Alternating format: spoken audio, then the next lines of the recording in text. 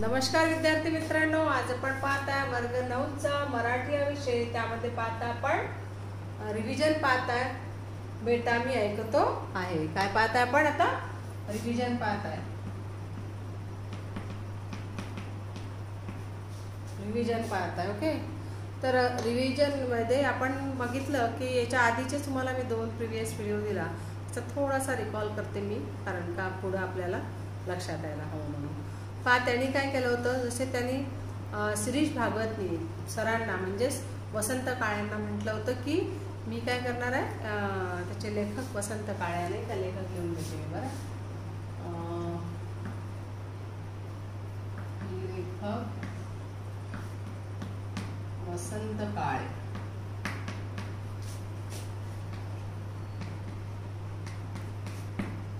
वसंत काळे लेखक आहे त्यांचे. त्या वसंत काळेंनी शिरीष भागवतला प्रश्न विचारला होता की म्हणजे त्यांनी शिरीषने म्हटलं होतं की मी क्लासला येईलच, परंतु माझ्यासोबत काय करेल, माझे वडीलसुद्धा दररोज येईल. त्यावेळेस सरांनी म्हटलं होतं त्याला की तू 50 रुपये एक्स्ट्रा देशील तर तुझी अट्टा आम्हाला मान्य आहे.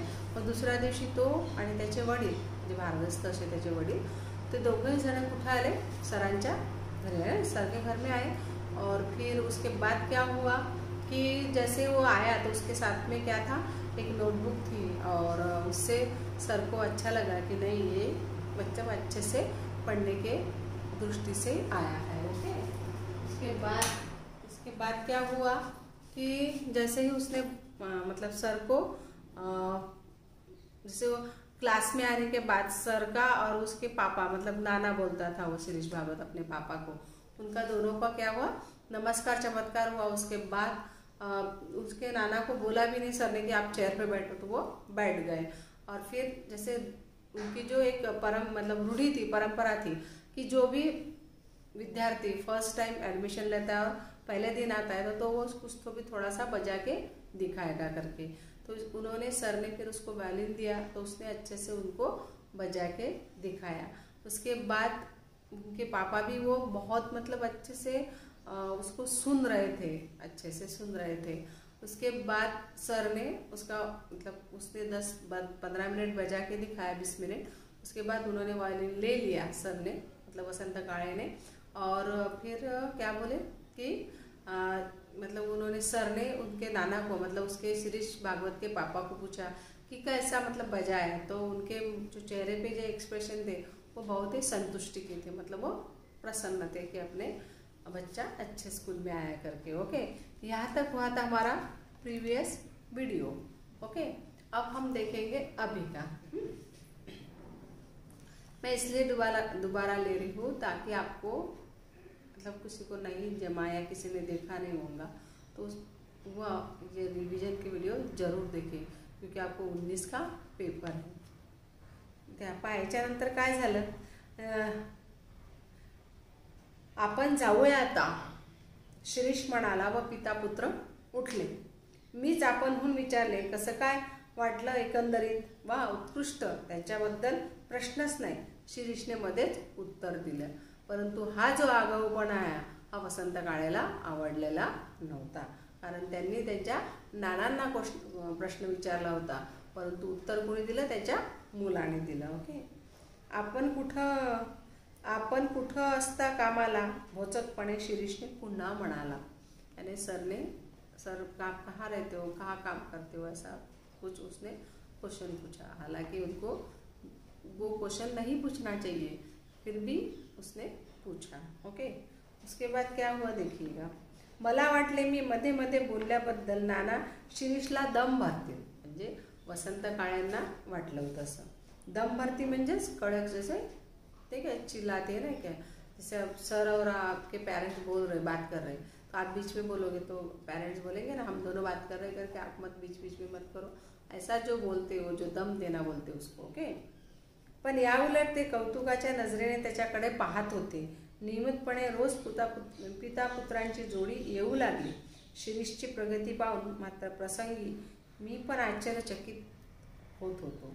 त्याचा हात वाजवायला अतिशय हलका होता आणि माझ्या सर्व विद्यार्थ्यात त्याची आकलनशक्ती फार दांडगी होती. म्हणजे दांडगी म्हणजे खूप चांगली होती त्याची आकलनशक्ती. नाना रोज त्याच्याबरोबर येत व एक अक्षरही न बोलता शांत बसून राहत. मी पण त्यांच्याशी बोलत नसे. हा म्हणता 3 महिने निघून गेले. आणखी 3 महिन्यांनी होणाऱ्या माझ्या विद्यालयाच्या प्रथम कार्यक्रमात आपण शिरीषला कार्यक्रम द्यायचा असा मी निश्चय करून टाकला. त्यानुसार मी शिरीषला म्हणालो, शिरीष, अशीच प्रगती कायम राहू दे. आपल्या विद्यालयाच्या कार्यक्रमात मी तुझा कार्यक्रम ठेवणार आहे. हे ऐकल्यावर शिरीषला अत्यानंद होईल अशी माझी कल्पना होती. पण त्याच्या चेहऱ्याच्या आनंदाच्या काही भावना दिसल्या नाहीत. इतकेच नव्हे तर त्याच्या चेहऱ्यावर काहीसा उतरला.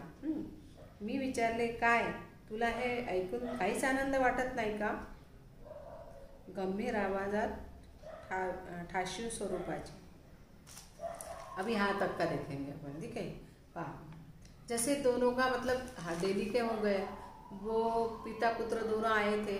पहला दिन था, उन्होंने बजा के देखा. उसके बाद सर ने उनको मतलब जब वो जाने लगे तो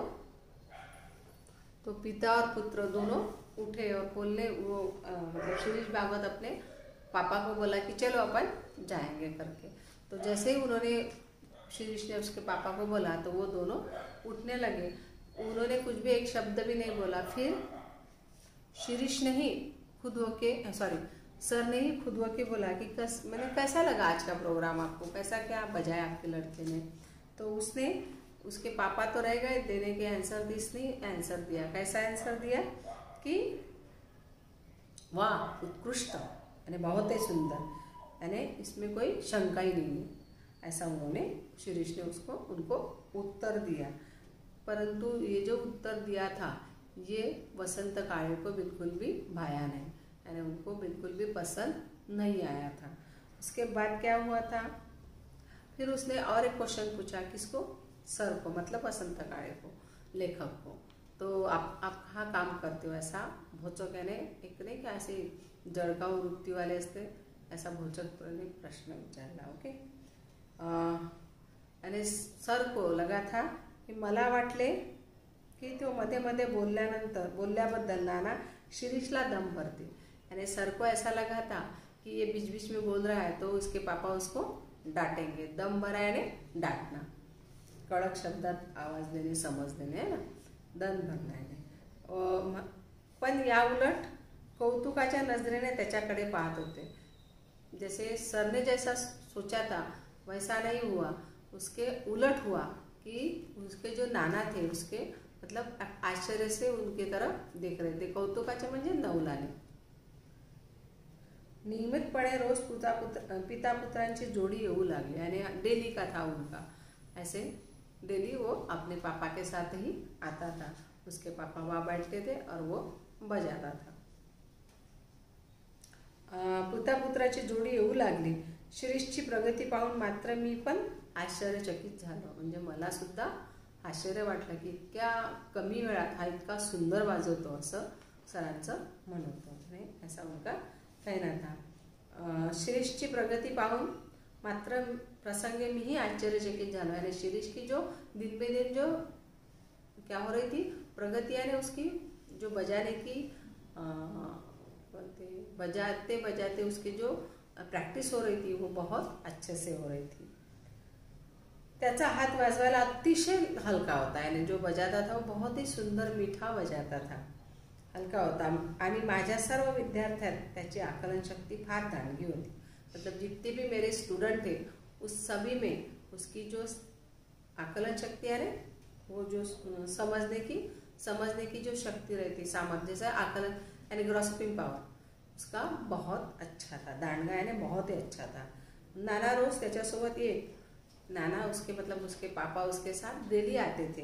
एक अक्षर ही नहीं बोलते थे, मतलब वो एक भी शब्द नहीं बोलते थे और वो शांति से बैठते थे क्लास में.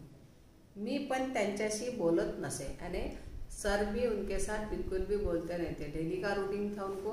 पापा और पुत्र मतलब दोनों पिता पुत्र आते थे अपना क्लास के टाइमिंग पे. पिताजी उसके आके चेयर पे बैठ जाते थे, शांति से एक शब्द भी नहीं बोलते थे. वो अपना जो भी सर ने पढ़ाया, मतलब वसंत काळे ने जो भी पढ़ाया वो पढ़ता था, उनको बजा के दिखाता था. जब वो बजाता था तो बहुत ही सुंदर सुरीला बजाता, उसका हाथ बहुत हल्का था, मतलब वादन के इसमें, है ना। और उसकी जो जो बताते थे सर वो उसको बहुत याद रहता था, मतलब उसका ग्रॉसिपिंग पावर बहुत ही अच्छा था। और सर भी मतलब अब उसके उनके नाना ही बात नहीं करते थे, इसके वजह से सर भी उसके साथ बात नहीं करते थे। हा म्हणता 3 महिने निघून गेले, यानी जैसे मतलब नहीं काय अब है तो दिन ब दिन करते करते ऐसे 3 महीने लौट गए। आणखीनच 3 महिन्यांनी होणाऱ्या माझ्या विद्यालयाच्या प्रथम कार्यक्रमात आपण शिरीषला कार्यक्रम द्यायचा। यानी उन्होंने ठान लिया था कि जो मेरा लाइव प्रोग्राम होने वाला है उसमें किसको, शिरीष को पार्टिसिपेट देने के लिए उन्होंने ठान लिया था। किसने ठाना था? वसंत काळे ने ठान लिया था। असा मी निश्चय करून टाकला आणि त्यानुसार मी शिरीषला म्हणालो, यानी जैसे उसने बोला कि नहीं ये 3 महीने के बाद आप क्या करोगे, लाइव क्लास के लिए तैयार रहो, आपको लाइव क्लास देने वाला हूँ मैं, ऐसा मतलब उन्होंने लाइव प्रोग्राम जो करने वाले हो उसमें आप पार्टिसिपेट करोगे, ऐसा वसंत काळे ने उनको बताया था। ओके, शिरीष की प्रगति कायम राहू दे, यानी और फिर ऐसा बोला उसको कि ये जो तू अभी जो कर रहा है, अभी जो तेरी ग्रॉसिपिंग पावर है, अभी जो तू अभी जो तू बजाता है, ये ऐसा ही अच्छे से ऐसा ही कंटिन्यू में रहने दे। ओके, आपल्या विद्यालयाच्या कार्यक्रमात मी तुझा कार्यक्रम ठेवणार आहे हे ऐकल्यावर शिरीषला अत्यानंद होईल अशी मला कल्पना होती। यानी कोई भी, जैसे देखो आपको मैंने इसके पहले उदाहरण दिया था कि जैसे आपको कोई चीज़ करने बताते हैं टीचर, तो आपको क्या मिलता है, उसका चांस मिलता है। तो आपको चांस मिलना तो उसका सोना करके दिखाना चाहिए। परंतु जो सर ने उसको इतने बच्चों के बाद भी उसको चूज किया था और उसको बोला था कि आप लाइव प्रोग्राम के लिए प्रोग्राम दोगे, पर सर के मन में जो ये थे कि जैसे ही उसको बताया तो वो क्या होगा उसके मतलब उसको आनंद होगा, परंतु हुआ उल्टा। परंतु उसके चेहरे पे बिल्कुल भी सिकज नहीं था, उसको बिल्कुल भी मतलब दिया नहीं दिया उसका कोई फर्क नहीं था, बिल्कुल लगे तो उसका क्या हुआ था, चेहरा उतर गया था। यानी उसको लाइव प्रोग्राम्स दिया तो उसका शिरीष का चेहरा फूलना चाहिए था आनंद से, परंतु हुआ क्या, उसका चेहरा पूरा उतर गया था।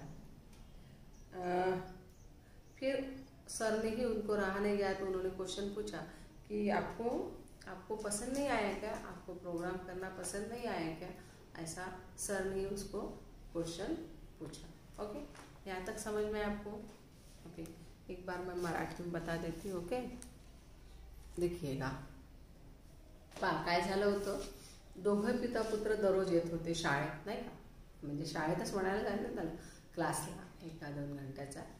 ते दररोज आपलं डेली त्यांचा रुटीन होता की त्याचे वडील आणि ते दोघं जण यायचे, त्याचे वडील चुपचाप आपल्या चेअरमध्ये बसायचे, एक शब्दही सरांशी बोलायचे नाही, कोणत्याच बाबतीत चर्चा करायचे नाही, आणि शिरीष आपलं वादन क्लासचा जरी काही सांगितलं सरांनी, जे काही सांगितलं शिकवलं ते आपलं लक्षात घेत होता आणि काय करत होता, म्हणजे तसं करत होता। परंतु सरांना जसे 3 महिने म्हणजे हे झाले, काय झालं, 3 महिने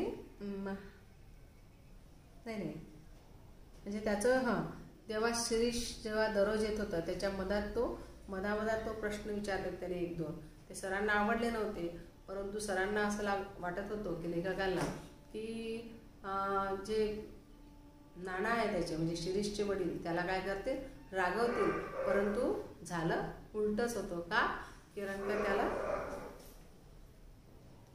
त्याचं त्यांना कौतुक वाटत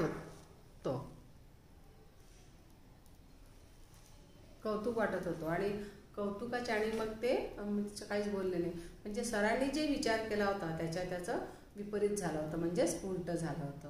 परंतु दररोज तो त्याचे म्हणजे त्यांचा रुटीन होता, ते दररोज आपल्या यायचे क्लासला, बसायचे, तो वाजवायचा, त्याच्यानंतर चालला जायचा, आहे ना। मग काय झालं की असं करता करता त्यांचे आणि त्यांची जी म्हणजे तो जो वाजवत होता ज्याची प्रगती होती ती खूपच चांगली होती. म्हणजे इतर विद्यार्थ्यां जसं आता पहा आपल्या शाळेमध्ये आपल्या क्लासमध्ये समजा 40 विद्यार्थी आहे. आता 40 विद्यार्थ्यातून 40 हे हुशार नसतात, काही थोडे कमी असतात, काही थोडे जास्त असतात, आहे ना. प्रत्येकाची आकलन शक्ती वेगवेगळी असते, म्हणजे ग्रॉसिपिंग पॉवर हा वेगवेगळा असतो, आहे ना. तसंच त्याचा जो ग्रॉसिपिंग पॉवर होता तो खूप चांगला होता. त्याचं सरांना सुद्धा आश्चर्य वाटत होतं, म्हणजेच वसंत काळेंना सुद्धा आश्चर्य वाटत होतं. तो जो वाजवत होता त्याचा वाजवण्याचा जो हात होता तो खूप हलका होता, त्याचं वाजवणं खूप सुरीलं होतं असं सर म्हणत होते. त्याच्यानुसार सर त्याच्यावर खूप म्हणजे जाम खुश होते असं म्हटलं तरी चालेल.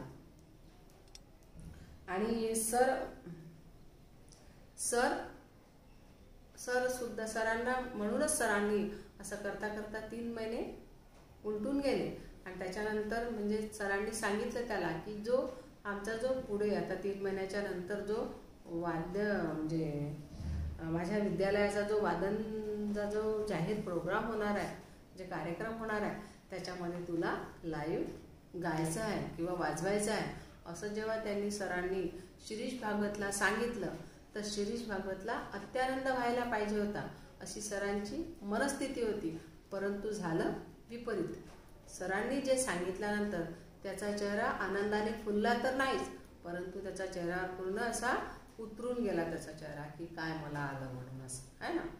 हे जेव्हा त्यांना त्याच्या चेहऱ्यावरचे एक्सप्रेशन पाहिल्यानंतर सरांना राहवलं नाही आणि सरांनी त्यांना काय सांगितलं की हे बघ मी जे तुला काही दिलं म्हणजे तुला वाटत नाही का मी आता लाईव्ह प्रोग्राम करावा म्हणून, काय वाटतं तुला, असा सरांनी क्वेश्चन त्याला केला. आलं लक्षात. हे एवढं झालं होतं आपलं आता जो म्हणजे आपण घेतला आतापर्यंत, आहे ना ते. ठीक आहे. त्याच्यानंतर बघू आपण पुढचं. गंभीर आवाजात ठाशीव स्वरूपाचे, ठाशीव म्हणजे ठामपणे आणि असं सरांनी एकदम जे दाटल्यासारखं म्हणजे च्यासारखंच त्याला बोलले. उत्तर आले माझ्यापेक्षा नानांना त्याचा आनंद जास्त होईल.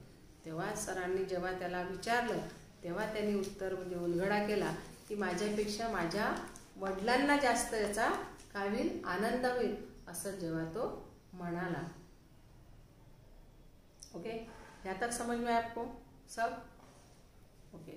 अरे ये जो पैराग्राफ है अभी का, ये पैराग्राफ आपको समझ में आया ना?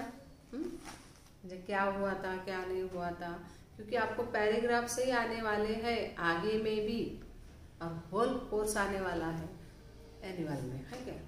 अगर ऐसा है अच्छा स्थिति रही तो ओके. तो आप लोग रीडिंग ज़रूर करते जाइएगा. रीडिंग बहुत ज़रूरी है आपको. और स्वमत लिखते जाओ अपने मन से. स्वमत यानी क्या होता है कि जैसे जो पैराग्राफ देते हैं उसके ऊपर आपको जो क्वेश्चंस कहा जाता है या फिर उतार्यातील समजा मान लो या इसमें या उतार्यानुसार तुम्ही शिरीषचे मनाचे भाव ओळखा आणि लिहा, किंवा या पाठामध्ये तुम्हाला काय सांगितलं आहे तुम्ही आपल्या शब्दात लिहा. हे स्वमत असतं. यानी स्वमत है हर दिन मतलब हर अलग अलग क्वेश्चन से, मतलब ऐसा जरूरी नहीं आपको कि आपके मतलब स्वमत वो कुछ भी दे सकते हैं, है ना. ये जो स्वमत है वो आप अपने घर में प्रैक्टिस करिएगा. इसके 3 मार्क्स का रहता है. एटलीस्ट कम से कम आपको 3 मार्क्स के लिए पाउंड पेज तो भी लिखना है, मतलब 10-15 लाइन के ऊपर. ओके, तभी तो आपको कम से कम वो एक्सटर्नल 2 मार्क देगा. मैं अभी की बात नहीं कर रही हूँ, 9th की 10th की बात कर रही हूँ मैं, जैसे आप पेपर सॉल्व करोगे. ओके, सो इसलिए ध्यान रखिएगा, स्वमत की प्रैक्टिस जरूर करिए. Okay, so bye bye, have a nice day.